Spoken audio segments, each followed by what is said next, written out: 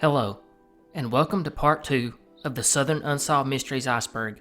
You all seem to have enjoyed the last one, and I know I enjoyed making it. So I figured we could jump back into it, and go one more layer down. And if you haven't seen this series yet, I recommend you go back and watch part 1 for an explanation of how I came up with this series. For everybody else, you know the backstory, so let's dive on in. Altamaha-ha, Georgia. And we start this layer off with a cryptid, a water cryptid. The Altamaha-ha, also known as Alti, is said to inhabit small streams and abandoned rice fields near the mouth of Altamaha River, which runs through southeastern Georgia, hence the name. Most of the sightings are usually reported around Darien and McIntosh County. The sightings go back to the days when the Muskogee tribe inhabited the southeastern woodlands, but the first European reports can be traced to around the 1750s, about 20 years after Darien County was founded by the British in 1736. The creature is said to be about 20 feet in length and has a ridged hump. Early descriptions from the natives described it as a giant snake or a sturgeon-like animal that hissed and bellowed, and many fishermen, lumberjacks, and Boy Scouts have reported seeing it in the marshes and tributaries of Altamaha River. One of the early recorded accounts came from April 18, 1830, when a Savannah, Georgia newspaper reported multiple sightings of it. The main witness, a man named Captain Delano of the schooner Eagle, reported seeing it off the Simon's Island. He claimed that it was 70 feet long and had a circumference that was about the size of a barrel, with a head that looked like an alligator. 5 other men on the boat would confirm this, as well as several planters on the island. Modern-day witnesses have described it as having a dark, smooth hide, apart from the tire tread-like ridges on its back, as well as having a narrow neck, prominent snout, and flat porpoise-like tail. It has sharp teeth and eyes that glow, and some accounts contradict the dark, smooth hide, and instead claim that it has a body made of green scales. It's also said to move up and down while swimming, indicating that it's most likely mammalian, which is further backed up by witnesses who have said that it breathes out steam or warm air. One of the more recent sightings you can see here, when in 2010, an amateur photographer captured a video of something strange swimming in the channel of Fort King George Historic Site. So what is it? Theories include an alligator gar, which is the largest species in the gar family, and among the largest freshwater fish in North America. They are also oftenly referred to as primitive fishes or living fossils because they have retained some of the morphological characteristics of their early ancestors, which would explain the dinosaur look that Alti is described to have, as an alligator gar has a torpedo-shaped, usually brown or olive body, while its belly is light gray or yellow. And finally, they also have broad snouts and long sharp teeth like Alti is described as having. They get up to 6 feet in length, but there is some anecdotal evidence that some alligator gar can get up to 10 feet long. Another theory is that it could just be a sturgeon or a manatee, while others still claim it is a legit undocumented creature. Debra Ann Woodson, Louisiana. On March 4th, 1986, a man in Pineville, Louisiana would go to the Pine Highland Apartments to check on his estranged wife and their 2 children, a 5 and 7-year-old son. Now this husband, who I couldn't find the name for, had called his recently separated wife, Debra Ann Woodson, several times, and she had not answered. So it was to his shock when he went over and saw their 2 boys playing alone on the balcony. He tried to open the apartment door, but it was locked, and Debra would not come to the door when he knocked.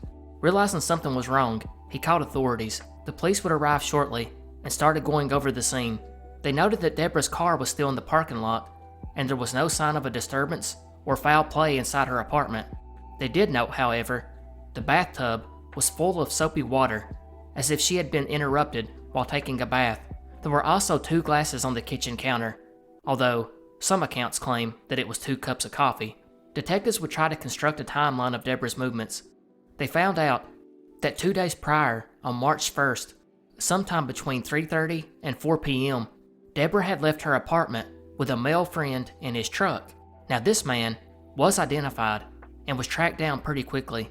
His version of events was that he picked up Debra and they left, only for her to tell him about 15 minutes later she was feeling sick and wished to return home. He would take her back and drop her off at the mailbox because she wanted to check the mail, and that was the last time he'd seen her. And apparently, the police had no proof that this unnamed friend was involved, so he was let go. The leads went dry after this for about a month, until Debra's purse was actually found by 2 fishermen. It was hanging on a limb in Flagon Creek near Highway 28 East, which is about 20 miles from her apartment. The purse contained her wallet, driver's license, credit cards, and photos of her sons, but no money. Her glasses were also inside, with one lens suspiciously broken. Police would check with her employer, the post office, and discovered that she had never picked up her last check. And it's strange because, according to her family, she really loved that job, and would have given a notice before quitting. And maybe not so strangely, Debra's family actually thinks that she was murdered. But before I discuss that, there is one really fascinating wrinkle in this case. So remember I said her purse was found along Highway 28 East, near Flagon Creek? Well, the spot where her purse was found, it's about 10 miles from Esther Regional Airport. And you're probably saying, so what? Well, here's the wrinkle. One of the original investigators that worked this case had a crazy and somewhat off-the-wall theory that may actually be correct. But we have to jump 7 months ahead from Debra's disappearance to October 3rd, 1986, when on the television show Oprah, an episode called Runaway Moms would air. The main guest, who went by the fake name Mary, would tell Oprah that 2 years prior, she got on an airplane and abandoned her husband and 2 children. Now, the only thing that don't match here is the timeline, because she said 2 years, whereas Debra had disappeared 7 months prior. Although, with this theory, it's believed the woman could have changed the details to hide her identity, obviously. The detective who believed this theory would speak to the media about the case 13 years later in 1999 and said, quote, "I think it was her," end quote. Debra's mother Beverly had also seen part of this episode, as she believed it to be her daughter Debra. She offered to pay for a copy of the episode, but no one could come up with it. Detectives were blocked too. They had tried to obtain the episode, but were unable. And as late as 1999, the investigators revealed that nothing had changed about the case, and they were still not able to get a copy of the show. Apparently, the show will not hand over episodes without a court order. Go figure. Debra was declared legally dead in 2000, but the case is still open. So did Debra meet up with foul play? Or is it possible she really just up and abandoned everything and started a new life? Wayne Toups Festival Incident, Louisiana. If you don't know who Wayne Toups is, guess what? You're not alone. I had never heard of him until I researched this mystery. Wayne Toups is a musician who is very well known in Louisiana, and apparently to others as well. And he actually won an award for Song of the Year in 1991 for the song Late in Life.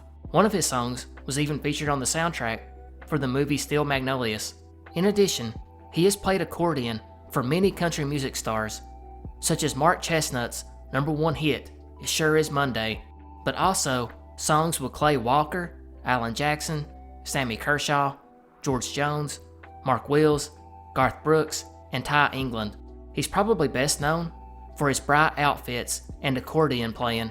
The genre of music is Zydeco, which is like an up-tempo, accordion-led dance-style music, mixing Creole and Cajun folk with African-American pop music, although he has been credited with creating his own genre called Zyde-Cajun, which mixes Cajun, Zydeco, and R&B.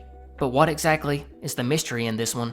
Well, starting in the 80s, Toups, like a lot of musicians, would find himself dabbling in drugs, and by the 90s, he was full-blown addicted to painkillers and cocaine, so much so that he earned the nickname Cocaine Wayne.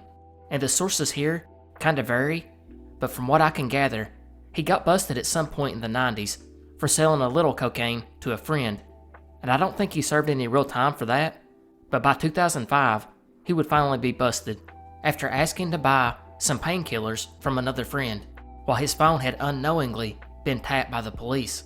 Regardless, Wayne would plead guilty and was sentenced to 10 months in prison, and credit to him, as he would actually kick his drug habit while there, and he would come out completely rehabbed, and is went on to keep clean.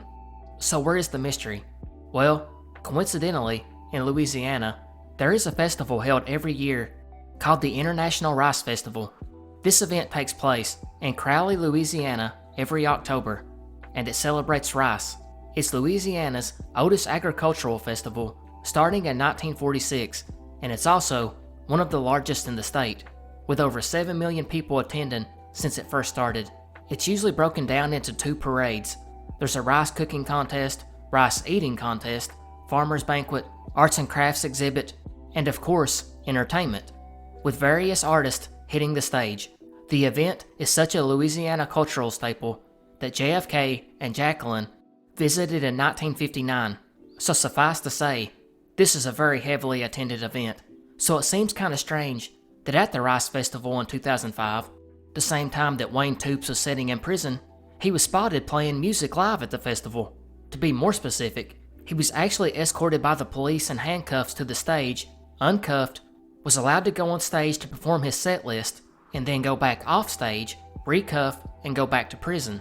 This was seen by several witnesses, yet Wayne Toups and state officials have always denied that this happened and claimed that it's nothing but an urban legend. So what gives? This one I couldn't find a lot of info about, other than the interview from Wayne himself, in which he reaffirmed the story was an urban legend and said that sometimes the police escorted his car to a show, and he thought that might be where the confusion came from. But if that is true, then who did the people at the 2005 show really see? I realized that cell phones were in abundance then, but was everyone taking pictures and recording video back then? If not, that could explain why there's no actual pictures or video of him at this event, or photos or video of him being uncuffed and allowed to go play on stage. And I totally get why Louisiana state authorities would deny that this happened, so we're left with the people that saw him at the show. Is it an urban legend? Is this a cover-up? Or is this one of the biggest examples of the Mandela effect? Kate Ragsdale, Alabama, February 24th, 2013. In a neighborhood known as the Highlands in Tuscaloosa, Alabama, a horrible mystery would unfold. It began when a couple of neighbors of Kate Ragsdale, a 73-year-old retiree, would notice that Kate had not been outside of her home for several days, which is very unusual. Kate had worked for over 25 years as a librarian at the University of Alabama and was beloved by many people, especially in her community, where she was still very active, so it would come as no shock that these unnamed neighbors would walk over to check on her, but what they did find would shock them. Kate was deceased, but not from natural causes. Instead, she had been murdered by an object police have only described as being sharp, which obviously means it was a stabbing, and that's a recurring theme in this mystery. Law enforcement has been extremely tight-lipped about the details. However, they have disclosed a couple of other facts. One was, Kate had been murdered several days prior to being found on the 24th. Another key fact was that Kate had just returned back home after being out with friends when she was attacked. Police launched an exhaustive investigation, maybe the biggest in the history of Tuscaloosa. They went to every neighbor's home multiple times to interview potential witnesses. In fact, some accounts have stated that they checked every home in a 5-mile radius trying to find a witness. By 2018, 5 years later, authorities would announce a reward of $25,000 to anyone that had info that could lead to an arrest and conviction.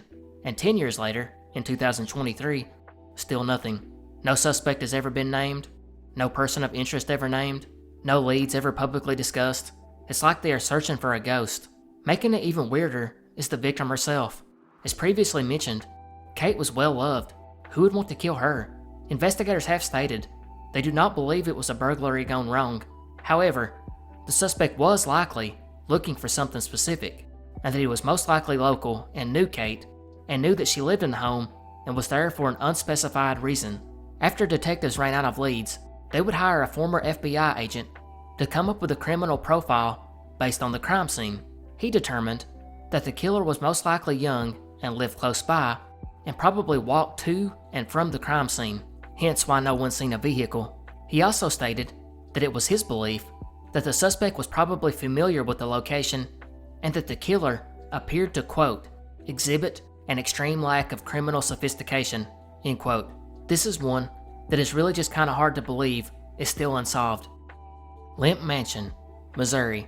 In 1862, William Lemp would inherit his father's brewery, which had made his father a millionaire, and started a major expansion on it. and finished a new plant in 1864, and by the 1870s, the Lemp family name became to be known as a family of wealth and power in St. Louis. By 1876, William would purchase a home to use as a residence and office. The home was already huge, with 33 rooms, but William expanded the home, turning it into a Victorian showplace. But in the middle of all the family's success, tragedy would strike. In 1901, William's favorite son and heir apparent would die at the young age of 28. After this, William would never be the same. He began to withdraw from public, rarely being seen.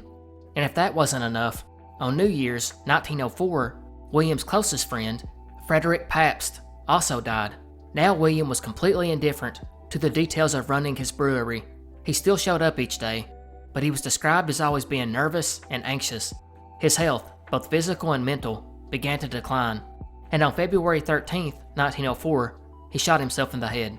That November, his son, William Lemp Jr., took over, and he and his wife began to spend the vast inheritance, filling their home with servants, spending tons of money on carriages, clothing, and art. His wife Lillian was beautiful, and came from a wealthy family as well. William enjoyed having his trophy wife, but he was a player, and cheated constantly.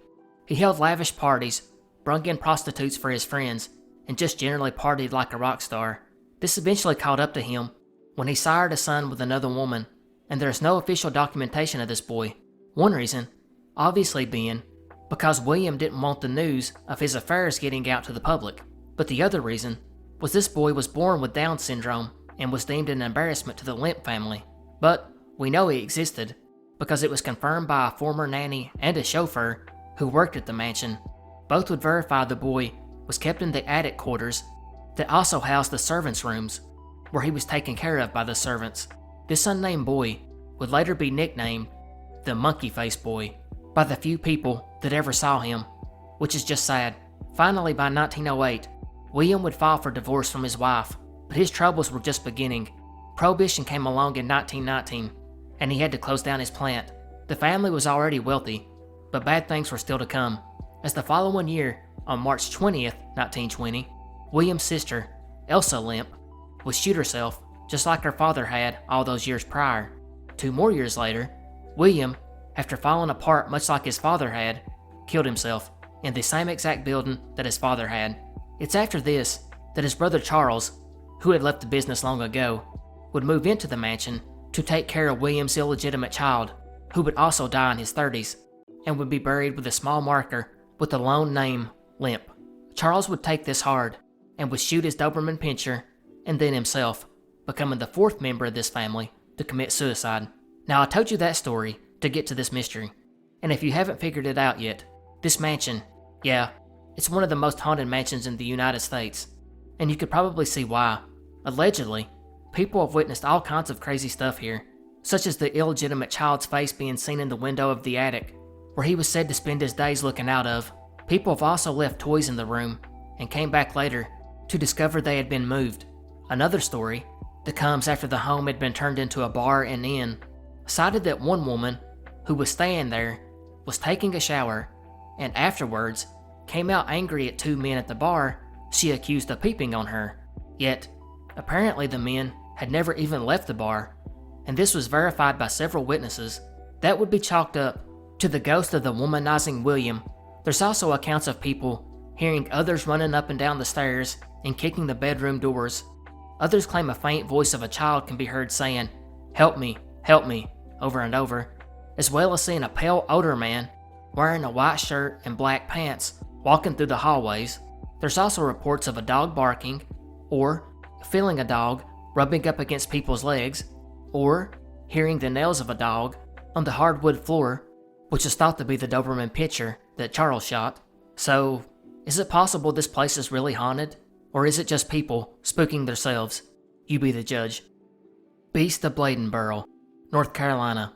In the winter of 1954 and 1955, pet owners in Bladenboro, North Carolina would be hit with a series of strange animal killings that have never been fully explained. The mystery started on December 29th, when a farmer would report that a large cat-like beast had attacked one of his dogs and dragged it into some underbrush. This beast would go on to become known as the Beast of Bladenboro, or Vampire Beast, or Vampire Cat. In its first attack, the farmer described the creature as being sleek, black, and about 5 feet long. The dog obviously died, by the way. 2 days later, on New Year's Eve, 2 more dogs would be attacked. The resident would go out to their kennels and would spot a significant amount of blood. He would state that they had been torn to ribbons and crushed. He followed up by saying one dog was killed at 10:30 and was left lying there with pools of blood on the porch. At 1:30 in the morning, it came back and killed the other dog and took it off. They found it 3 days later in a hedgerow. The top of one of the dog's heads was torn off and its body was crushed and wet, like it had been in the creature's mouth. The dog's lower jaw was also torn off, which sounds absolutely vicious. But this creature wasn't done. The next day, on New Year's, 2 more dogs were found dead at a farm, and then a night later, on the 2nd, another farmer found his dog had been killed. And yet, this was still not enough to feed the bloodthirsty creature, because on January 3rd, 2 more dogs were found killed. Finally, after this, an autopsy would be performed on one of the dogs, and it was reported that the dog had no blood in his body at all. Over the next few days, 1 more dog would be found. In addition, a pet rabbit was found cleanly decapitated and still warm, while 1 goat was found dead with its head flattened. So what in the world was doing all this? Well, similar descriptions to that the first farmer offered seemed to be confirmed by others. One said that the animal was about 4.5 feet long, bushy, and looked like a bear or a panther, while another said that it had a smaller one with it, indicating that it was a cub, while others reported hearing strange noises like a baby crying. A group of hunters from Wilmington would actually spend the night tracking the creature for about 3 miles. According to them, the tracks left indicated that the claws were at least 1 inch long, and that the animal weighed about 80 to 90 pounds. There was also a smaller set of tracks found beside the bigger tracks. On January 5th, one of the days when the attacks occurred, a woman said she seen a mountain lion near some dogs 3 houses down. The animal would then run towards her, only for the cat to turn and flee after she screamed. The police would actually be called, and they described the tracks as being bigger than a silver dollar. Law enforcement did try to track down the creature, but the dogs wouldn't follow. I can't blame them. The searches would grow from a few people to 100, to a week later when 1,000 people went out hunting for it. By this time, authorities would deem it unsafe for that many people out in the woods with guns hunting for this creature, so they implored citizens to go back home. And about a week later, a farmer would finally kill a bobcat about 4 miles from the city. The mayor at the time quickly claimed that this was the cat responsible and wrapped the whole thing up. But this cat looked nothing like what was seen. Plus, bobcats are not even that big, and most people believe the mayor just said it to bring a sense of calm back to the town. To this day, no one is really for sure what was stalking the dogs of Bladenboro. Most seem to agree that it was feline, but what kind? A lot seem to think it was a cougar, aka mountain lion, aka catamount, aka panther, but they are allegedly extinct on the East Coast outside of Florida. Another theory was that it may have been a coyote or a wolf, which again aren't supposed to be that far east. Another suggestion was a wolverine, which they are not that far south. One off-the-wall suggestion was that it was a wild police dog, which led to a more feasible possibility that it was just a wild dog. Pascagoula Phantom Barber, Mississippi. On June 5th, 1942, 2 girls, 11-year-old Mary Briggs and 12-year-old Edna Heidel, who shared a room at Our Lady of Victory's convent, would be awoken to something they must have thought a strange dream. Mary would state that after waking, quote, "I saw the figure of a kinda short, fat man bending over me with something shiny in his hand, and he was fooling with my hair. When he saw me open my eyes, he said, 'Shh.' I yelled. He jumped out the window," end quote. The scream would be enough to wake Edna, who saw the man climbing out, but this wasn't the end. A few days later, 6-year-old Carol Petey would awake to find a lot of her hair missing. She would get up to see the screen to her window had been cut out. After this, an adult woman named Mrs. Taylor reported 2 inches of her new perm had been cut off. Quote, "I had a vague feeling of something passing over my face, then woke up feeling ill," end quote. This account led police to believe that the suspect had started using chloroform to keep his victims from waking, which is not exactly how chloroform works, since you have to keep it on someone's mouth a while to knock them out, so who knows what he was using. The perp would keep at it over the next several days, although it's key to remember here that none of these people were hurt in any way, and nothing was stolen, and the only damage was to the window screens. He did leave a sandy footprint behind on a bed, but nothing that could identify him. Bloodhounds followed the scent to a tree line, but it always disappeared there, where he most likely fled on back. It's also important to note that since this was a town where military supplies were made, the town was ordered to have blackout conditions, which simply meant keep the lights off at night so enemy bombers couldn't hit the town. This made it perfect for someone who wanted to break in, and here's where the story gets even more bizarre, if that's possible. While these break-ins were going on, another set of break-ins in the area, going in by a cut window screen as well, would see the prowler take clothing and dishes and scatter them on the floor. This guy was thought to be the Phantom Barber as well. However, the crimes would take a dark turn when a man would break into the home of Terrell Heidelberg and attacked him and his wife with an iron pipe.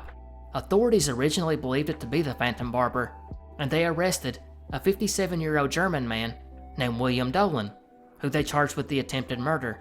A bundle of human hair and a couple pairs of barber scissors were found at his home, but strangely, Dolan admitted the motive for the attack was that he had a disagreement with Mr. Heidelberg's father, but he was not the Phantom Barber. However, a different theory was proposed by investigators. That was that William Dolan was a German saboteur who was working to bring down the morale of the workers in the area who were help building ships for the war. And it might have actually worked, because many of the men refused to go in, instead staying home to protect their family. The charges against Dolan was based on flimsy evidence though, and the governor would pardon him 6 years later after he passed the lie detector test. Dolan and his family left Pascagoula after this, but at some point, he would sign everything he had over to his wife and vanished. 3 weeks later, a body was found in the Mississippi. His wife would go to claim it, and although there was no way to positively identify it, Dolan's wife was adamant that it was her husband based on some scars and tattoos, and she had him laid to rest. However, the deceased man's fingerprints were taken and sent to the FBI to compare to those taken from Dolan at prison, and it wasn't a match. 6 years later, in 1954, the Sheriff's Department received an inquiry from the FBI to check on the fingerprints of a man named William Dolan. Turns out, this man had been arrested in Sacramento on a vagrancy charge and released the next day. William told them he was 70 years old and he gave no next of kin and never mentioned Mississippi. People now pretty much concede that he wasn't the Phantom Barber, but it's not 100% sure either. But if he wasn't, then who was? And why was he doing this? And secondly, what about William? His story is just as bizarre. Emmanuel Birts, Texas. August 4th, 1989, in Dallas, Texas, Keisha Birts would give birth at her mother's home to a baby boy she named Emmanuel Birts. Afterwards, her and her mother would go to the nearby Parkland Memorial Hospital, where the baby and mother were both monitored. The two would end up spending about a week there until they were discharged on August 11th. The next day, a woman came to the door and introduced herself as Debra Manning, a social worker who was making a follow-up visit from the hospital. Debra would tell Keisha she was there to follow up on the eye infection that Emmanuel had been diagnosed with in the hospital. A month later, on September 12th, the social worker would show up again. This time, she would bring a letter informing Keisha that due to her drug use while pregnant, it was possible that Emmanuel had contracted HIV. She said that she would need to take him to the hospital immediately and get tested. So Keisha stated that she would go with them, only for Debra to make up an excuse saying that she couldn't go, and told Keisha she would return the next morning for Emmanuel. That next morning, Keisha would get up and go to the hospital to talk to the medical staff about her baby. She would leave Emmanuel in the care of her mother, Hermaine, and sometime after this, Debra would show up to take Emmanuel to the hospital, just as she said the night before. But when she got there around 9 a.m., she would tell the grandmother, Hermaine, that she would have to go back because she forgot the car seat for him, and she would end up returning about an hour later at 10 a.m. She would then pick up Emmanuel from Hermaine. and put him in the car and stated that they would be back by 2 p.m. Keisha was still at the hospital at this time, trying to find out why they had ordered a HIV test for the baby. Strangely, Debra would leave without asking for Emmanuel's eye medicine, and you can probably see where this is going, because at 2 p.m., Debra did not return with Emmanuel. That night, around 8 p.m., realizing they had been conned, Keisha would call the police. An investigation was launched, and they found out pretty quickly that Child Protective Services hadn't authorized Emmanuel's removal from the home for any reason. Furthermore, Debra was stated to have wore a white lab coat and surgical pants as part of the con, and real social workers wore street clothes. Both of Emmanuel's parents would also test for HIV, and both came out negative, meaning that Emmanuel didn't have the virus. Both would also take polygraphs and were cleared as suspects. Investigators have stated that obviously Debra Manning was an alias, but they also believe this woman most likely had a long history as a con artist, and that she probably had done something similar to this before. They were certain, too, that she had gotten hold of Emmanuel's medical information. She was described as being in her 30s, 5'6", and 145 pounds. She had sandy brown hair, although it may have been a wig, wore heavy blue eyeshadow, and spoke with a foreign accent, most likely African. She had spoke about owning a van a few times, but they never actually saw what vehicle she was driving. Over 30 years later, and there hasn't been one sighting of Emmanuel or his abductor. As far as theories go, it's very possible he is still alive and doesn't even know he was abducted. Another theory was that he was sold into an illegal baby adoption ring, or was abducted to use in welfare fraud. That last one is probably the worst one, cause it's likely she wouldn't have kept him around after going through with the fraud. Cohoke Light, Virginia. Here it is, another ghost light. This one near King William County, Virginia. The light was frequently seen along a stretch of 632, where Mount Olive Cohoke Road crosses the Norfolk Southern Railway. This has led to many calling it the ghost light at Cohoke Crossing. It usually appears several hundred yards from the railroad crossing itself. As it approaches, the yellow or white light tends to get brighter. It usually appears on a hazy, dismal night, and sometimes swings and sways like a lantern. Other times, it holds steady as it moves closer. As for theories, well, there are several. One of the more common accounts states that a train loaded with wounded Confederate soldiers departed from Richmond after a battle in 1864 and was slated to bring the passengers to King William County, but somehow vanished, which of course has led to this ghost train. And then there's the commonly told story of a railroad worker who became decapitated in a 19th century train crash, and now is said to walk the tracks with a lantern looking for his head. However, there's no record of this crash, and likewise, the Confederate forces in the area actually retreated the opposite direction of what this legend says, so neither of these are true. Furthermore, the light itself wasn't even spotted until around the 1950s. The small town of West Point, where the light is located, was visited by a large number of tourists in the 60s and 70s who came just to get a glimpse of the light. There were so many that the sheriff would at times start handing out tickets to paranormal seekers for trespassing on railroad property. Unfortunately, there's not a lot of photos or videos on this one because the sightings dropped off after the 70s, and by the 2010s became exceedingly rare. But the photos that do exist are pretty crazy. And of course, it's the normal theory of swamp gas, although some claim it could be distant lights reflecting off the atmosphere. Morgan County Jane Doe, West Virginia. On May 10th, 1950, Benjamin Mills of Berkeley Springs, West Virginia, would go mushroom hunting around 4 p.m. along an abandoned portion of Route 522, more specifically, near the Hancock Bridge, about 3/10 of a mile away from the Maryland-West Virginia state line. While on his hunt, he would glance over an embankment to see a head full of curly red hair. Obviously, he was shocked to have found a body, and would quickly go to the sheriff's office. Detectives would respond and found the nude body of a white female laying partially under a fence.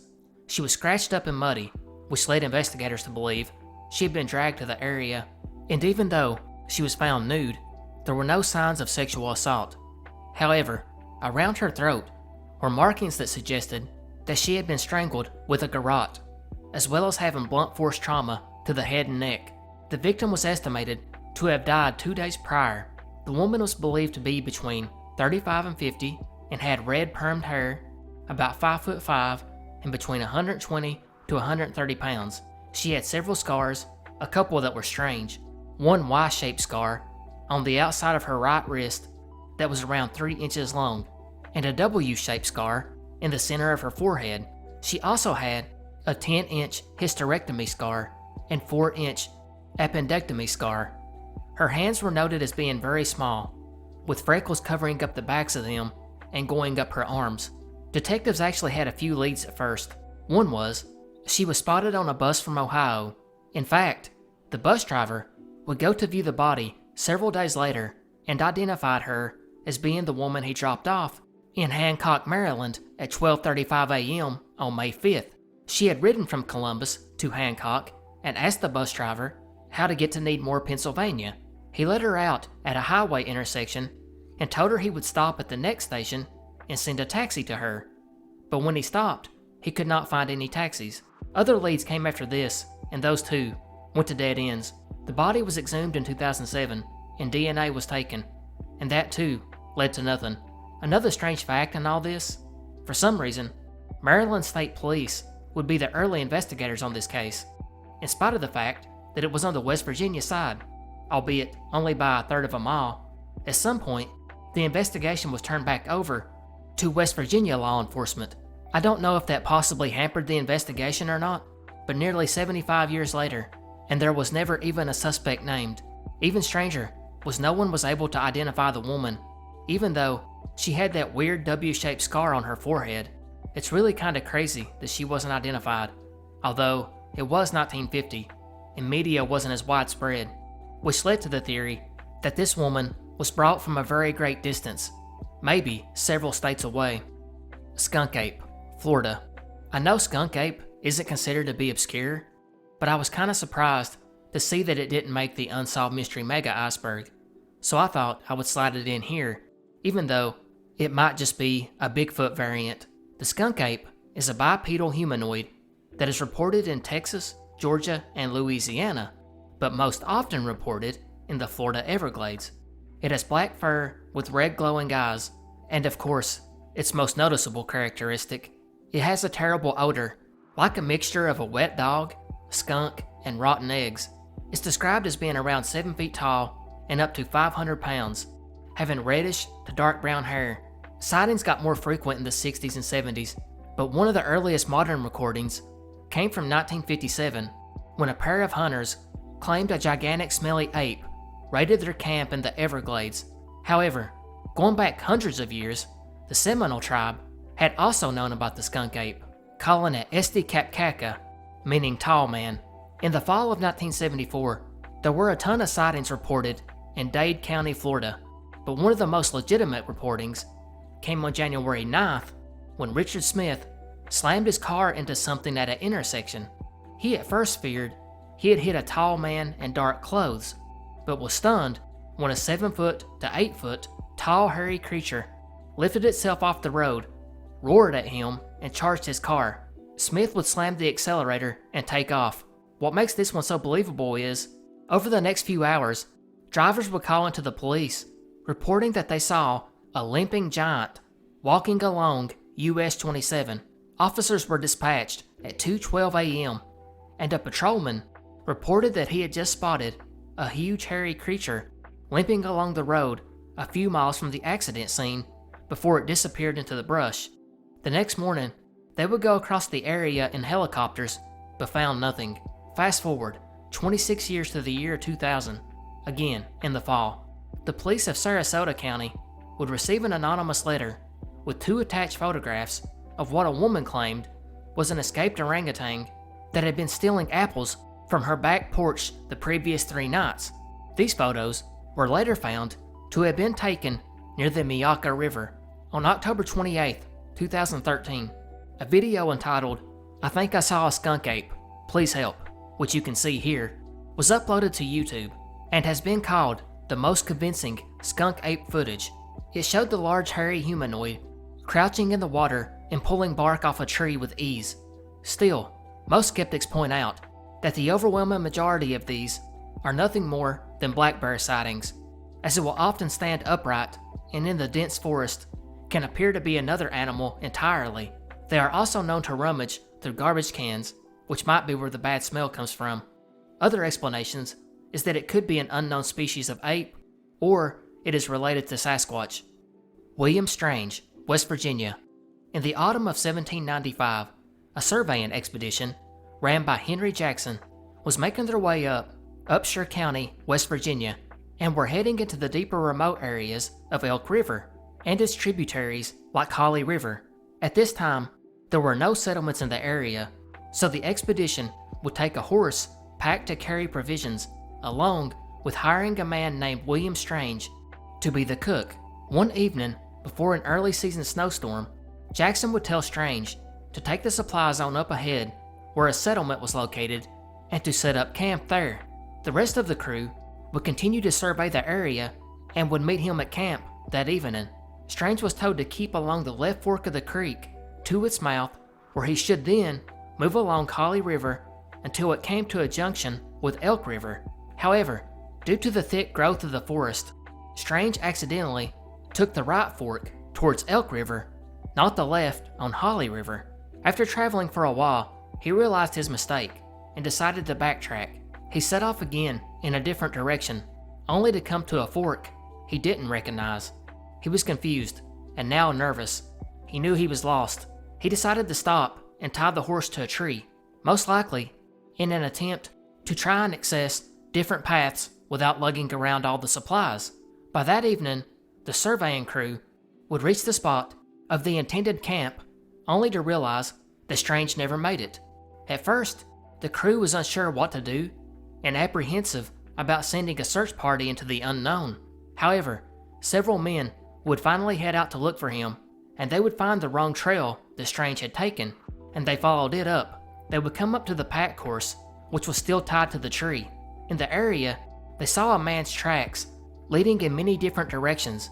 They didn't know which one to try and follow, so instead, they would fire a shot up into the air, hoping that Strange would hear and come back.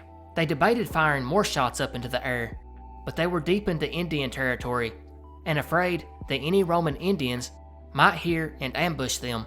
They would continue to follow a set of tracks though, a few miles further into the mountains, and then that track was lost. They would have no other option but to go back home.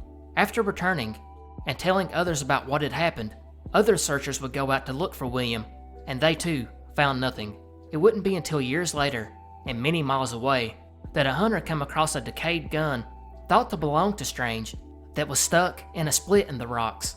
Bones were also found nearby, but most of all, a beech tree nearby was found with a carving that read, "Strange is my name, and I'm on strange ground, and strange it is that I can't be found." This tree was said to have stood on what was then called Turkey Creek.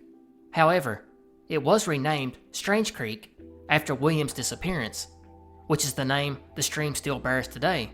Now this story has many variations, and no one's sure which path he took, or where this beech tree is where his remains were found. Even the words carved on the tree have been told in different ways.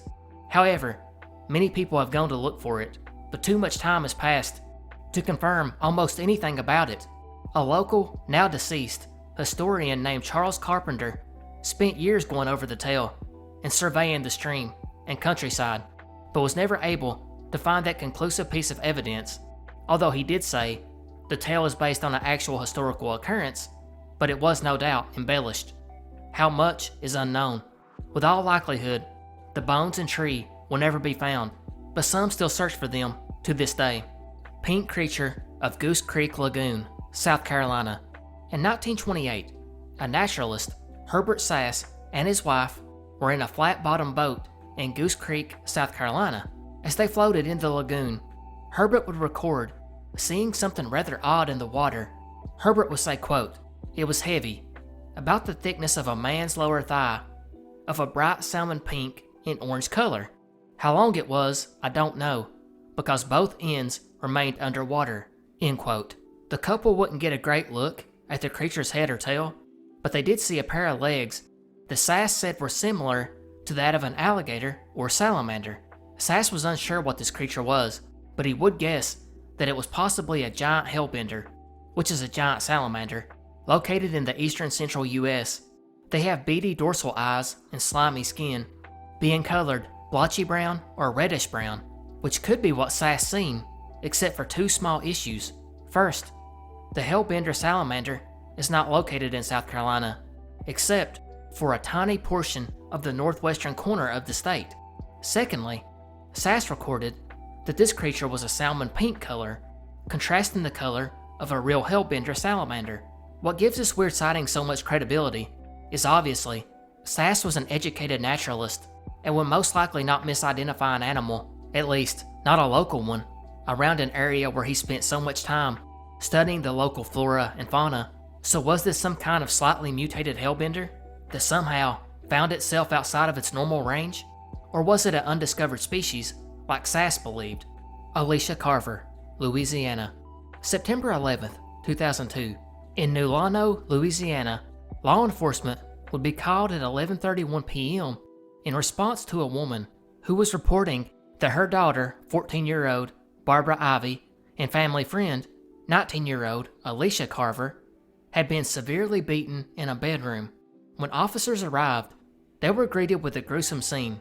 Actually, many of the law enforcement officers with Vernon Parish would state that it was the most brutal crime scene they had ever witnessed.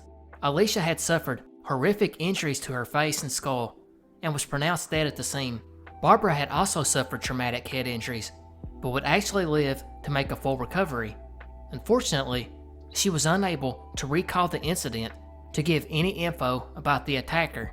Alicia had married a man named Mark Carver when she was only 17.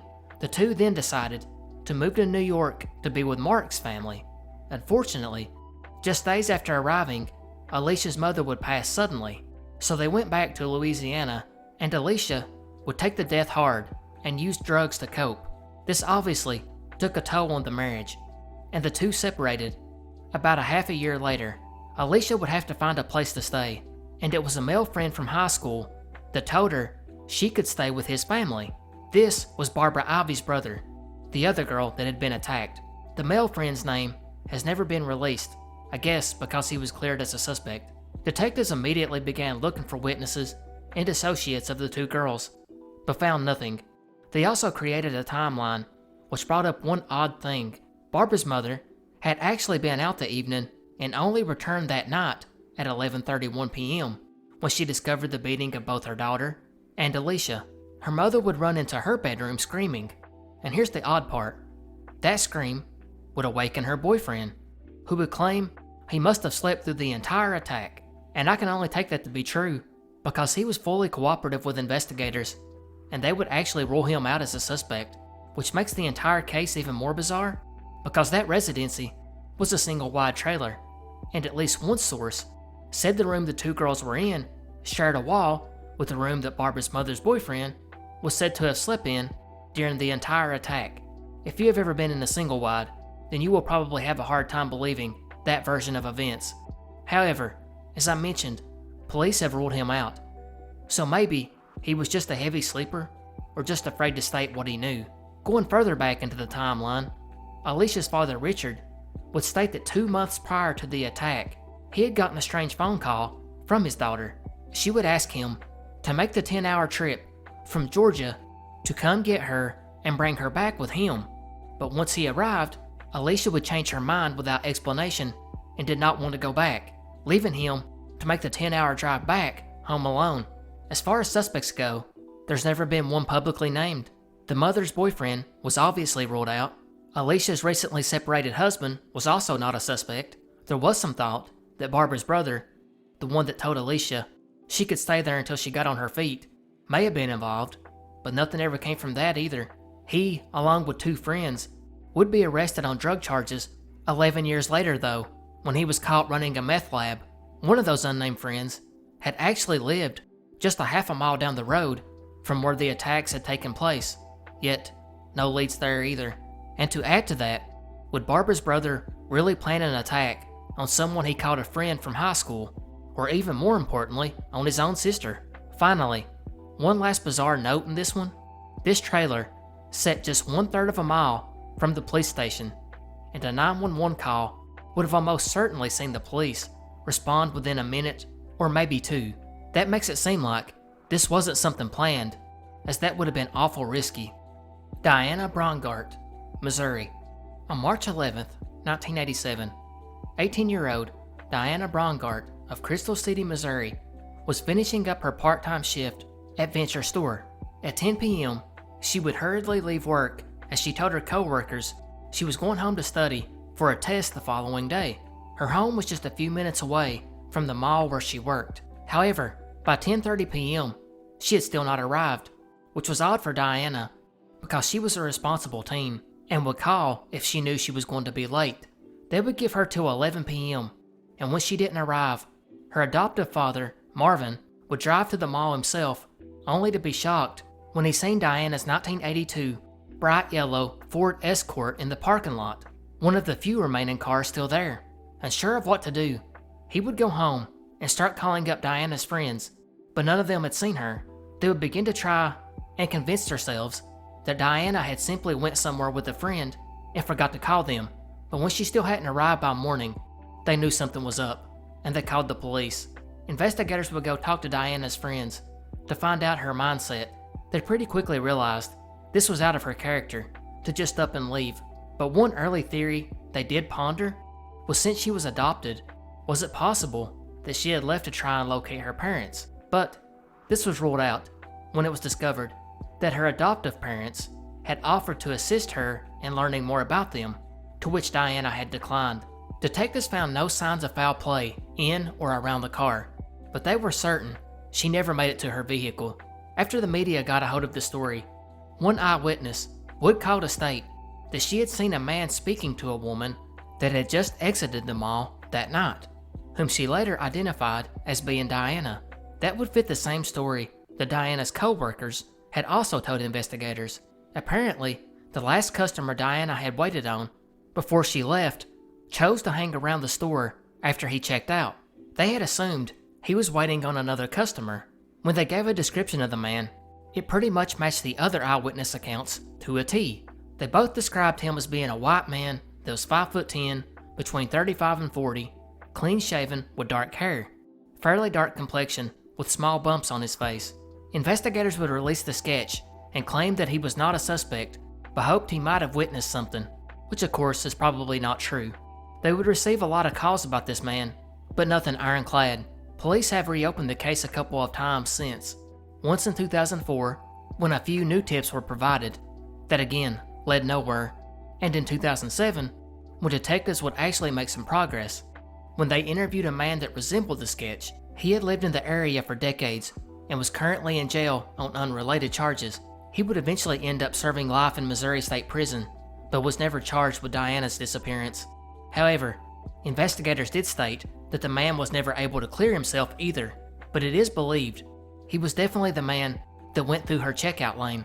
However, another suspect is that of Larry Dwayne Hall, who is believed to be responsible for up to 45 women vanishing in the 80s and 90s, but he's in a North Carolina federal prison, and the majority of his crimes took place in Illinois, Indiana, and Wisconsin, and he doesn't really look like the sketch either. Bartow County, John Doe, Georgia. On September 1st, 2018, around 5:40 p.m., the Bartow County Sheriff's Department would respond to a call that stated that they had seen a body floating in the Allatoona Lake near Bethany Bridge. Upon arriving, they discovered a deceased male with a gunshot wound to the right temple.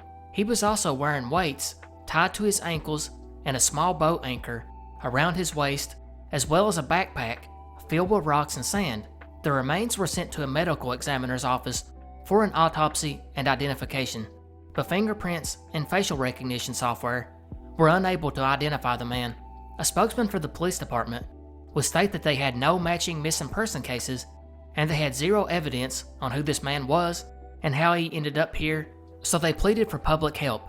A sketch and description were provided. The man was believed to be between 55 and 65 years old and weighed about 230 pounds. He had no tattoos or markings on his body. However, the key clue in all this, the man was wearing flippers, which have led many to believe this was a suicide and not a homicide, although many have pointed out that it would have been pretty difficult to swim out that far with all those body weights and a gun and then shoot himself. A lot of tips have been turned in on this one, and DNA has been taken, yet no ID has been made. The Witch of Yazoo City, Mississippi. In the late afternoon of May 25, 1884, a boy named Joe Duggett was out fishing in the Yazoo River. As he paddled his raft along, he would hear the sound of someone in immense pain. That noise seemed to be coming from a house nearby on the riverbank. Now this house was known to the people of town as belonging to an older woman who lived alone and was rumored to dabble in witchcraft. In fact, it was rumored that she would lure fishermen into her house under the guise of having a drink, only for them to disappear. Joe would tie his raft to a branch and approach the home and look through a window. What he seen scared him. 2 dead men were stretched out on the floor of the room. He would see the old woman in a black dress singing some dreadful incantation. While waving her arms in circles, Duggett would race back to his raft and float into town to find the sheriff. They in turn took a horse and buggy to the old woman's house. They would smash down the door, but saw no sign of the woman or men. They would search the home though, and found several dozen half-starved cats. They also found 2 skeletons dangling from a rafter, who were never identified. Fish bones littered the floor as well. The sheriff was perplexed, until they heard a sound in the backyard. They would look from the upstairs window to see the old woman sneaking away into the swamp, which was next to the river. The sheriff would call on the woman to stop, and this would only cause her to run. They would chase her and finally catch up to her, as she had fallen into some quicksand. Just as her head was about to go under, she would yell out that she was cursing the town of Yazoo because the people there had treated her so bad. She would then sink and pass away. The next day, authorities would use pitchforks and long limbs to retrieve her body. In a sign of things to come, a fierce rain and wind would begin. They would bury her in the center of the town cemetery, and around her grave, they put the heaviest chain they could find. 20 years later to the date that the woman passed, on May 25th, 1904, Miss Pauline Wise was planning her wedding. As she entered to show her visitors some gifts, she discovered a small fire, and tragically, an unusual strong wind for that time of year caused that fire to spread to the adjoining house. Then, from Main Street, the fire spread across other streets. The fire would go on to be the worst in Yazoo City history, with over 200 homes burned to the ground, and nearly every business as well. 234 buildings in total. The exact cause of the fire has never been established, but afterwards, several citizens went to find that grave, only to discover that the chain around it had been broken into 2.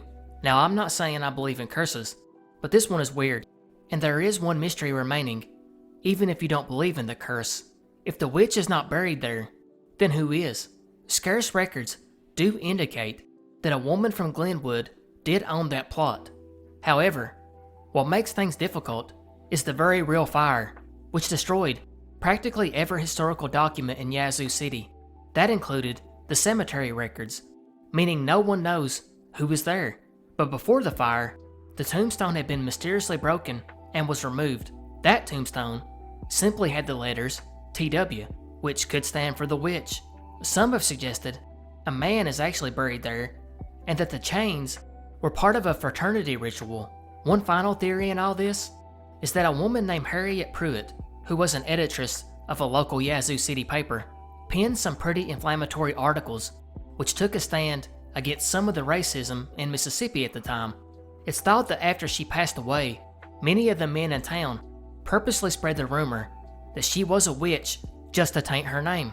The only problem was, she died in 1883, 1 year before the witch's alleged death. Storyville Slayer, Louisiana. New Orleans, Louisiana, in the summer of 1991. A young black woman would go to the police and tell them of getting into a car of an unknown man that July, and after having a conversation with him, he began to strangle her until she was unconscious. He then dropped her off into the streets. The woman's name has never been disclosed. She would give a description of the man as being muscular, well-dressed, middle-aged black man who drove a dark-colored vehicle, possibly a Buick Regal or Chevy Monte Carlo. This would be the beginning of a reign of terror by this individual, which would culminate with the murder of at least 24 individuals, mostly prostitutes and drug addicts. I had originally planned on naming every victim and age, and going over the way in which they were found. However, I found that would take up way too much time in this type of format, so I would just have to sum it up. But please don't think that this is any disrespect to the victims, because that was not my intent. Of the 24 victims, although some accounts say 27, there were 17 black women, 2 white women, 4 black men, and 1 white man, and at least some of these men were found to be transgender. The ages ranged from 17 to 42. Now through the investigation, a huge task force was launched in '95 that included New Orleans Police Department, along with surrounding parishes and the FBI. They would publicly announce that Victor Gant was the lead suspect. He had spent his youth where a number of the victims lived and were abducted from. He was also a police officer in February 1980, and on patrol, he would spend a lot of time in the red light districts, where he would meet many prostitutes and pimps. During this time, he would meet up with one victim, Sharon Robinson, who would eventually become his roommate. She would eventually go to the police, though, to report him for beating her. Grant denied it, of course, and said all he did was push her. But her children, along with the doctor, both stated that she had been beaten. A hearing was set in 1995, and the key witness, Sharon, was found dead on May 1st, along with her friend, Karen Ivester, who Gant had a personal grudge against. He would be DNA tested, and it was compared to a piece of chewing tobacco found near the scene, but results were inconclusive and charges were dropped, and he was dismissed from the police force. Yet another popular suspect is that of Russell Elwood. You might not recognize that name, but you probably recognize the story. During a broadcast of Howard Stern, a man called in calling himself Clay, and then indicated that he was responsible for 12 murders, and he gave enough background that it was determined he was a white resident of New Orleans. The FBI would actually seize these recordings. However, in subsequent years, the credibility has been doubted, since people called in all the time, alleging to have done terrible things. Elwood himself had already become a suspect when he showed up partially undressed at the scene where Cheryl Lewis was found just a year prior. He was spotted by 2 off-duty deputies. He claimed that he was just changing oil in his car, yet there was no oil anywhere. Deputies let him go, but this is what would lead to him becoming a suspect. He would be arrested several times after this for drugs, and bragged to other inmates about killing some of the Storyville victims. A lot of this bragging didn't seem to be well grounded in reality though, but he was eventually found guilty of killing Cheryl Lewis and was sentenced to life in prison. Detectives tried to pin at least one other one on him, but it was established that he was out of state at the time. Other than her case, none of the others have been solved. Most think today that there were 2 separate serial killers working the area at the same time, most likely Gant and Elwood. Leroy Gorman, West Virginia. Leroy Gorman of Charleston, West Virginia, was the acting vice president of the Charleston National Bank, a role which saw him running the day-to-day affairs of the institution. Gorman was what you called a self-made man, working from the age of 19 until 62, climbing up the ladder of the banking world. By 1982, the Charleston National Bank was in the process of incorporating the First National Bank of South Charleston, a move in which Gorman played a huge part in. But on November 12, 1982, Gorman would arrive at the Steak and Ale in Charleston with his girlfriend around 6 p.m. He was supposed to have met a colleague at 5:30, but a meeting with some other representatives from another bank caused him to be late. So his colleague got tired of waiting and left the Steak and Ale at 5:50 p.m., just 10 minutes before Gorman arrived. So Gorman and his date entered and proceeded to the bar area, where they were ultimately seated in the back corner. Gorman was a regular at the Steak and Ale, and many of the people there that evening spoke to him. After about 2 hours, at around 8 p.m., Gorman and his date would leave. Leroy would go to the passenger side car door to let his date in. He would then walk around to the other side, and it's here that chaos would occur, as Gorman would exchange words with a man that had parked his car near Gorman's. 3 gunshots would ring out before the vehicle would then peel out of the parking lot. Gorman would lean up against his vehicle with one arm on the door and one on the roof. 2 of the bullets had struck his right arm, but one had hit his abdomen. Incredibly, Gorman was afraid of attracting media attention, so he downplayed the extent of his injuries. The Charleston Police Department would show up shortly after and begin to interview him, who again pretended everything was fine, until he collapsed to the pavement. He would be rushed to the hospital, where it was first thought he was in stable condition, but after seeing the full extent of his injuries, things started to look dire.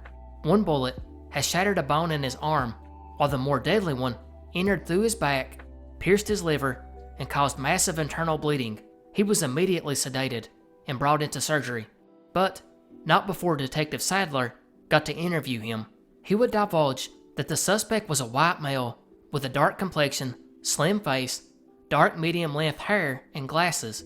Leroy had no idea who it was, or anyone who would want to harm him.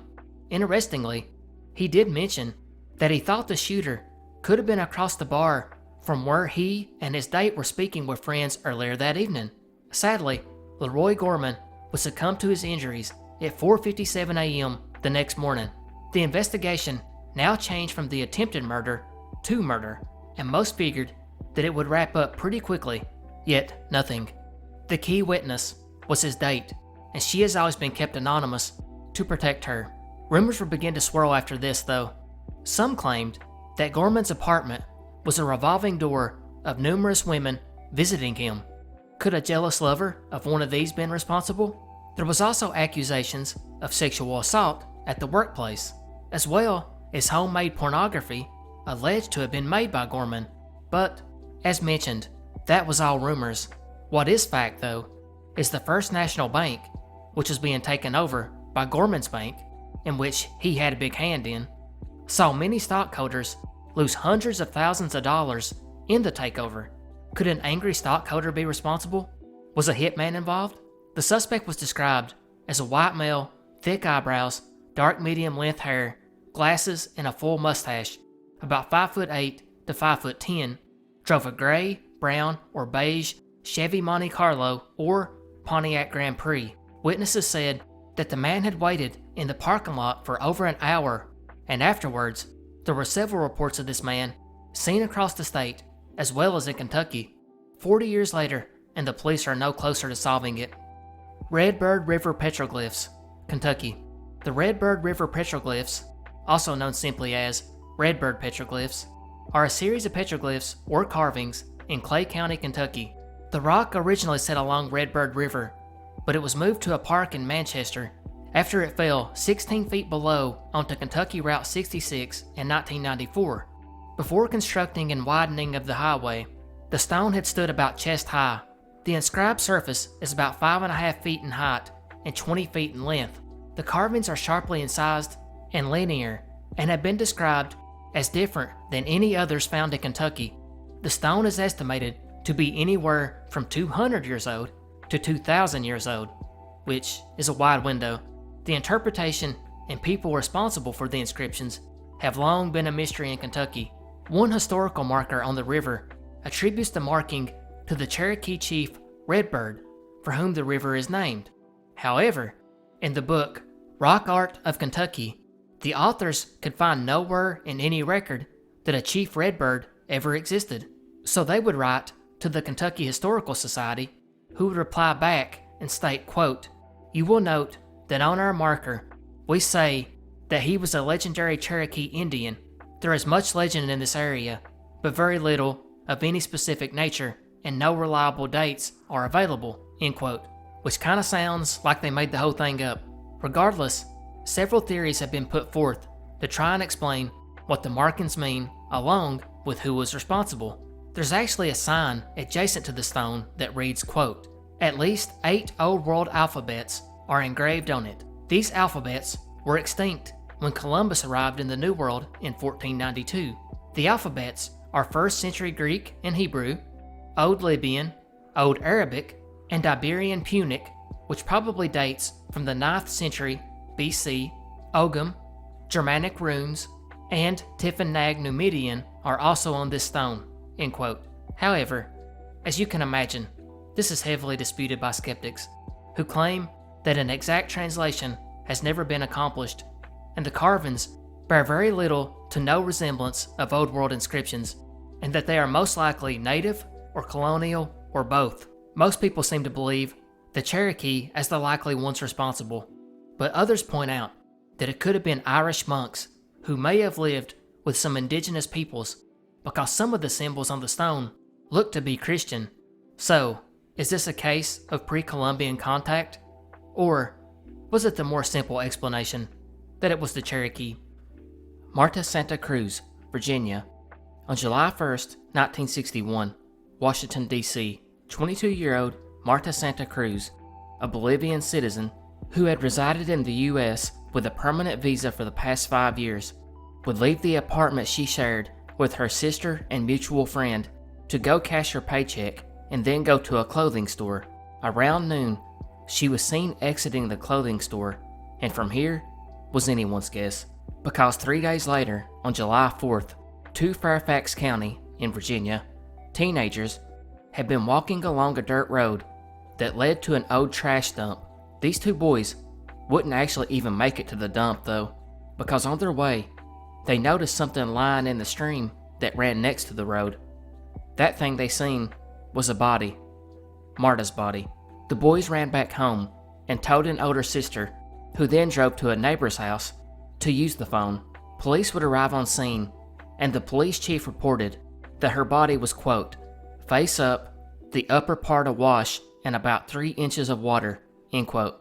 She was nude, and making this even stranger was the spot where her body was found was about 25 miles away from the store where she was last seen walking out of. Detectives would find a set of tire tracks, but weren't able to tell if they were related, since people did drive down to the dump every so often to get rid of trash. Dogs were also brought out and found nothing of significance. An autopsy was completed, which confirmed that she had been sexually assaulted. They also found rope burns on her neck, wrist, and legs. Her cause of death was strangulation, most likely by a rope or strap. Her knees and elbows also showed marks that indicated a fierce struggle with her killer had taken place. The police concluded her killer was quite strong. The actual location of the murder is still unknown, but it's thought that the place where she was found was just used as the dumping location. They also determined that she had been dead up to 3 days. However, there's also the thought she may have been held up to 1.5 days before. Detectives would start working on a timeline. Her friend/roommate, Xenia Melendez, reported that the morning that Marta left, she heard her get up around 8 or 9 a.m., but never actually seen her leave. And then Xenia would get up and go about her day. And when she got home that night, she would go to bed about 10, and she would suddenly wake up at 1 to notice that Marta still had not come back. Detectives would also interview Marta's friends, who all held the same opinion that she would not go anywhere with a stranger. They insisted that whoever did it had to be someone that she knew. Detectives believed this too. In fact, they would put out a public notice that they were looking for anyone that may have seen Marta with a friend the day that she had vanished. That's unclear if all that was based on what her friends had told the police, or if the police had received another tip they kept secret. Complicating things was Marta was said to have dated infrequently and hadn't had a steady boyfriend in a while, unless it was a secret boyfriend. For this reason, police chose to look at acquaintances instead of people close to Marta. They would do a canvass of the neighborhood in search of witnesses, but found nothing.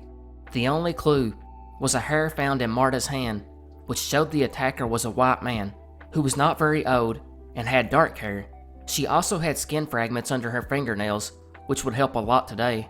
About 2 weeks later, the FBI would release a list of items missing from Marta's apartment, which contained some clothes, sandals, purse, and makeup.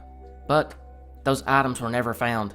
This is the part I'd normally list a couple of potential suspects, but there are none. Not even after 60 years.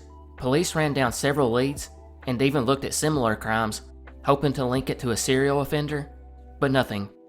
Tracy Pittman Kegley, Alabama. On April 26, 1998, 30-year-old Tracy Kegley of Wetumpka, Alabama, had stopped at a local gas station to fill up.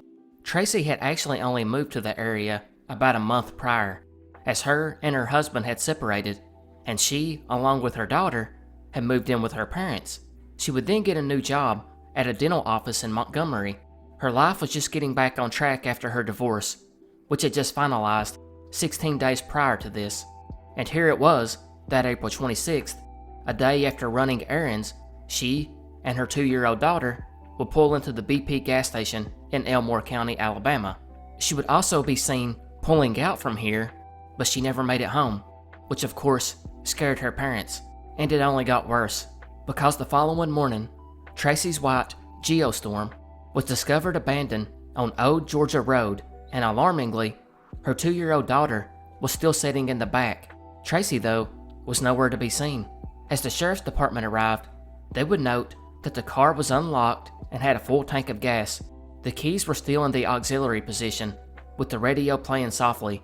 Tracy's personal belongings, including her purse and ID, were also recovered from the scene, and in the 20-plus years since, she has never been seen again. Police have performed several searches of the area, even attempting to drag a local flooded quarry. And in 2018, after receiving a tip, a massive search party, which included divers from as far away as California, would actually find forensic evidence in a local pond. Yet police have remained tight-lipped about this, although the DA did state they were really close. And as we mentioned, details on this case have been kept close to the vest by law enforcement, but we do know the day that Tracy disappeared, some witnesses reported seeing an argument between Tracy and unidentified persons at the gas station. That, unfortunately, is all we have on this one. I mean, there are 2 theories. One, of course, is the ex-husband, which some claim that he would not likely leave his 2-year-old daughter to set out in the car overnight, while others point out that taking his 2-year-old daughter back would have definitely shown him to be guilty, so he took a chance of her being found safely within a couple of hours. The other theory is that it was done by a stranger, maybe the person that she got into an argument with, although at least one source I read stated that police were fairly confident it was someone that Tracy knew. The Gray Man, South Carolina.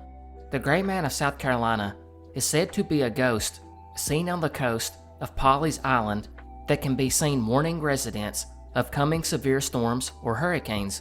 According to legend, the man was first seen in 1822 when he was traveling from Charleston to see his fiancée.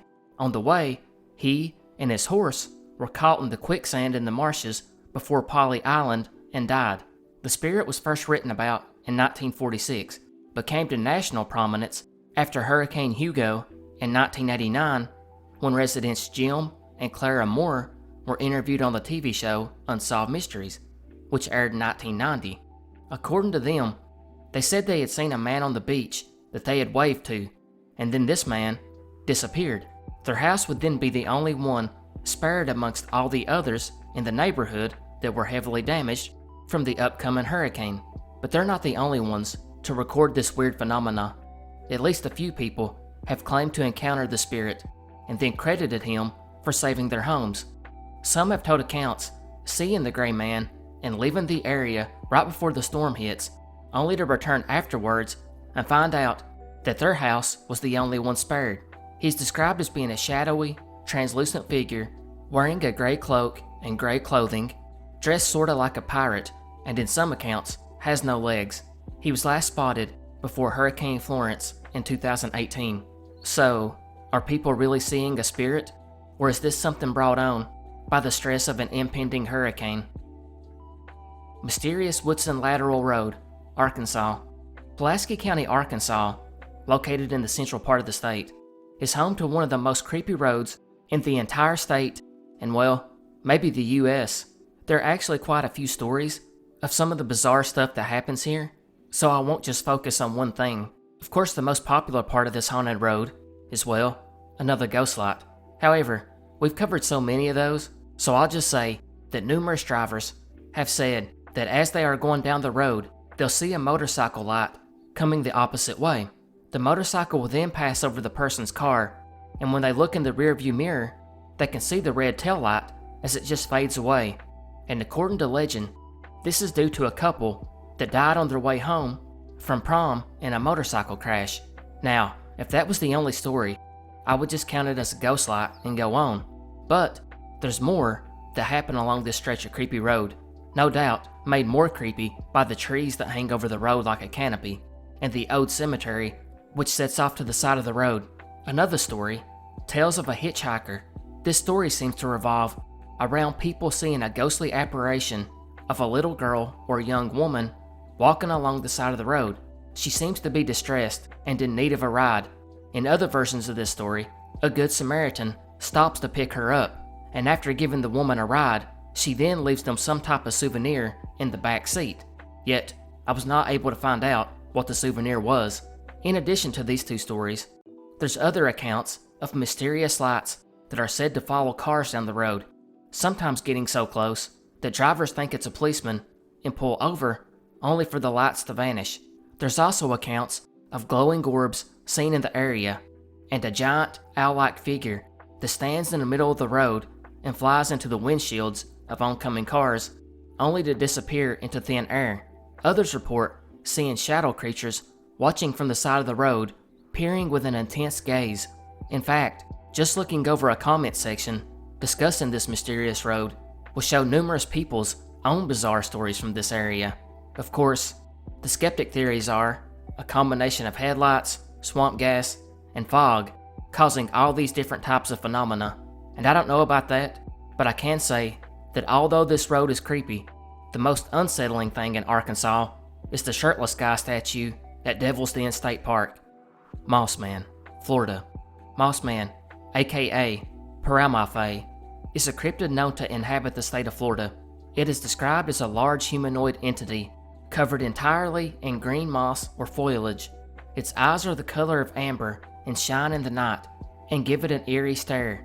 It is described as being 7.5 feet tall to around 200 to 450 pounds, and it's believed that it has grown the moss-like layer on its skin to hunt better or to stay hidden. The first account comes from 1978 by a couple on the beach. They at first noticed a human-shaped figure in a raincoat lying by the rocks on the coastline. They didn't think much of it until it stood up and they seen the shining red eyes. It was then they realized what they thought was a raincoat was actually a layer of leafy green foliage attached to the skin. The couple would get to their feet and run. Later on, when they came back to the area, all that remained was a bit of Spanish moss. Over the next 2 years, it was spotted several times. People would report seeing a moss-covered head appear out of the foggy mist from the ocean. It was seen at Red Reef Park, West Palm Beach, and Hillsborough Beach. The closest documented encounter came in 1980 when an elderly couple was taking a late walk one evening through Red Reef Park. Upon their walk, the woman would notice a green shroud hidden amongst the foliage. She leaned in to get a closer look at what she thought was a bird. She would then be shocked when the creature spun around and looked at her with its amber eyes. The couple would flee and then go back home to report the sighting. There's at least one more possible, older account of the creature though. Apparently, Sheriff Pillar of Clay County in the 1880s formed a posse to search for a, quote, large man-like beast with a rank odor and covered in swamp grass, end quote. Apparently, this creature had been raiding the rabbit pens in the area. There's been a few explanations to try and explain this cryptid. One is the obvious, a Sasquatch or other ape-like creature covering itself with some sort of moss or plant life, while some state that this is an undiscovered species, while the skeptical approach is that it's just a swaying plant that is causing an optical illusion. Phantom Hiker of Grandfather Mountain, North Carolina. Grandfather Mountain hovers above Blowing Rock Highway near Linville, North Carolina, surrounded by some of the most gorgeous natural scenery. The mountain gets its name from the fact that the mountain's profile resembles the head of a bearded old man laying down in sleep. The unique and gorgeous natural environment has long drawn visitors into the North Carolina mountains. Hiking is the prime attraction that brings people here, with 11 different trails that cover miles of terrain. It takes you through unique ecosystems and is home to dozens of rare and endangered species. Yet, the most rare thing here seems to be that of the lost ghost hiker. This phantom hiker is said to be an older man, bearded, with a rough and grizzled appearance. He is distinguishable by the fact that he wears old-fashioned workman's clothes that look like they're from the 50s. He wears a rough 1940s-style Army-issued backpack and carries a long walking stick.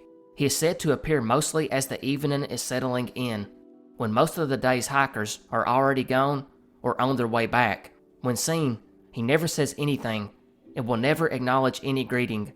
Instead, he keeps walking along the trails into the back country, moving swiftly ahead of everyone else he encounters, and then simply vanishes.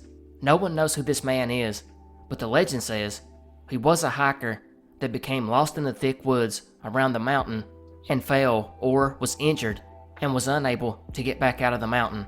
Strange as this one sounds, reports of phantom hikers are actually pretty common, especially on the Appalachian Trail, as well as many others. Now, is this just the sun playing tricks on people? Or is it possible that spending hours on a grueling trail can leave one so exhausted that they see a mirage of this old man?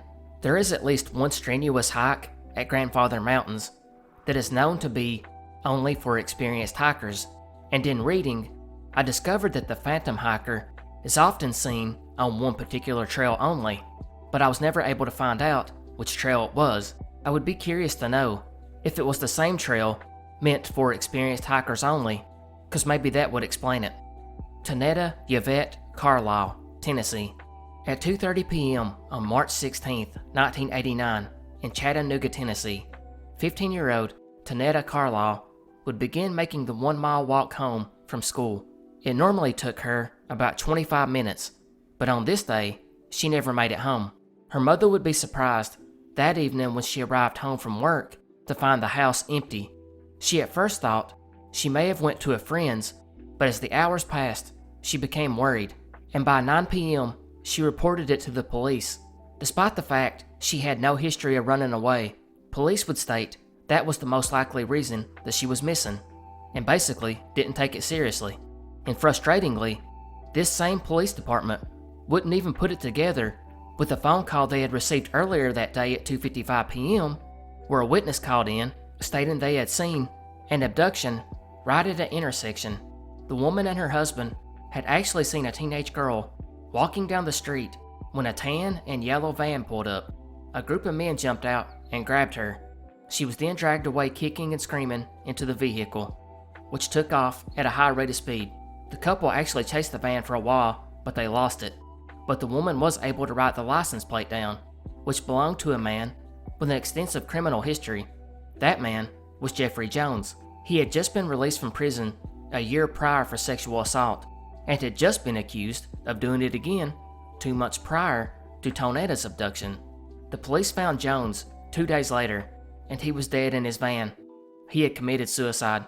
By this time, detectives had finally realized that Tonetta was the girl that had been abducted, and they launched a massive search and looked for clues in Jones' apartment and van, and found nothing. Detectives knew there were other people involved, but came up short on leads identifying these others. This is when one of the most popular rumors would begin, and that was that Tonetta had been kidnapped and forced into prostitution in California. Investigators would actually contact the California State Police, but they were unable to find anything either. The case would be featured on America's Most Wanted, and tips from Florida to Minnesota were sent in, but that led to nothing. This happened over 30 years ago, and obviously has still not been solved. The most likely theory is Tonetta ended up dying at the hands of Jeffrey Jones, which means there are other suspects still out there that helped. There's also a possibility that the rumors of her being trafficked to California are true too. Just an all-around sad case. Nell Cropsey, North Carolina. At 11 p.m. on the night of November 20th, 1901, a young woman named Ella Cropsey, called Nell by her family and friends, had been sitting out on the porch with a local man named Jim Wilcox. The Cropsey family had just moved from New York to Elizabeth City, North Carolina a few years ago. They were a wealthy family, and Nell was a beautiful woman with many suitors. The young couple, both 19 years old, had been dating for 3 years, and it was rumored that Nell was growing impatient that Jim was hesitant to propose to her, so she began flirting with other men in public in an attempt to pressure Wilcox to propose. And that night, as the two were on the porch, they would get into an argument. The argument was loud, and the whole family heard it, but they were unable to make out the words. It did appear that at some point, though, the two mended things. But again, her family couldn't be for sure, because they couldn't make out the words. Her sister Ollie would later report, after this, she heard something bang against the back of the house. Shortly after Wilcox left, she would go out to investigate and found that the screen door had been broken, but she saw no sign of who or what had broken it. She would then go back upstairs to see if Nell had returned to bed, to which she hadn't. Ollie felt uneasy about it, but decided to lay down and try to get some sleep. Shortly after, a neighbor woke the entire house, as he had been yelling that someone was trying to steal the Cropsey's pig. The entire family rushed downstairs and seen the front door wide open. It was then that the rest of the family realized that Nell was not there, but they did see Jim Wilcox's umbrella standing against the door, which they hadn't noticed earlier that night. The thief taking the pig would soon become an afterthought, as now the family was focused on Nell. The next morning, the police were summoned, and the townsfolk would help police search for the young girl. Suspicion fell on Wilcox, obviously. He maintained he had no idea what had happened to her, but he would end up being arrested anyways, albeit on circumstantial evidence. While sitting in jail and Nell missing, the family didn't know what else to do other than search. Finally, almost 2 months later, on December 27th, Mrs. Cropsey would spot something floating in the river near the family home. Some boatmen would go out to investigate and did confirm that it was the body of Nell. It was discovered that she had died from a blow to the head, and bizarrely, just a few days before her body was found, a letter with a New York postmark arrived that claimed to know what had happened the night of. It stated that a vagrant attempting to steal the family pig was scared when he seen Nell out so late. Out of fear of being discovered, the man grabbed a heavy stick and knocked Nell unconscious. The man then carried her down to the river and stole a boat, rowed out into the river, and dumped her body. The letter included a map with a spot marked that the body was alleged to be, and that mark on the map was very close to where Nell's body was found, but to whom sent this letter is still unknown. Meanwhile, the townsfolk was demanding Wilcox be released so they could lynch him. He would eventually go to trial, where he was found guilty, but this was overturned and declared a mistrial, so he would go to trial a second time and was found guilty of second-degree murder and sentenced to 20 years. About halfway through his sentence, the governor would actually visit Wilcox in prison, and Wilcox must have disclosed something pretty telling about the case, because the governor would pardon him shortly after this visit. After he was released, he would go into seclusion, but 12 years later, he would meet with the editor of the Elizabeth City newspaper, who was writing a book about the murder. This man would meet with Wilcox one time, and he came away convinced that he was completely innocent, and he planned to publish the full details of what had really happened. But Wilcox would commit suicide 2 weeks later, and then the editor died in a car accident shortly after, taking the secrets of the murder with them. To this day, theories range between her fiance Wilcox being responsible, to her father William Cropsey, who was said may have accidentally shot Nell in the night thinking that she was the pig thief, while one theory says it was the pig thief himself. Another theory said that a different suitor was jealous when he had seen Nell with Wilcox, to the theory that her sister Ollie was involved. Some even believe that Nell just accidentally drowned. To this day, no one is sure. Hey y'all, thanks for watching. This completes part 2 of the Southern Unsolved Mystery Iceberg. If you guys enjoyed it and want to see me continue with this series, please let me know in the comments below. If you would rather see me direct all my time and effort at the Unsolved Mysteries Mega Iceberg series, I can do that too.